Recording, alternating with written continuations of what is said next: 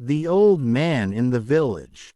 It is said that an old man lived in a distant village, and he was the saddest person on the face of the earth, to the point that all the villagers were tired of him because he was always frustrated and would not stop complaining and grumbling, and not a day went by without seeing him in a bad mood. As he grew older, his speech became worse and more negative. The villagers avoided him as much as possible, as his bad luck became contagious.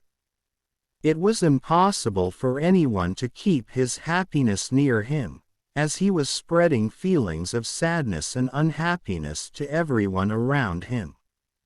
However, one day, when the old man turned 80 years old, a strange thing happened, and a strange rumor began to spread. The old man is happy today. He does not complain about anything, and a smile appears on his face.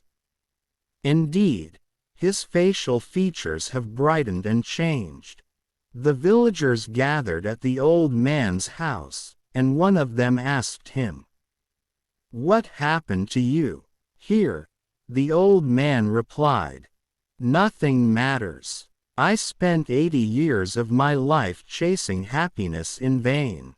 Then I decided to live without it and just enjoy my life. That's why I'm happy now." The lesson learned from this short story is, don't chase happiness. Instead, enjoy your life.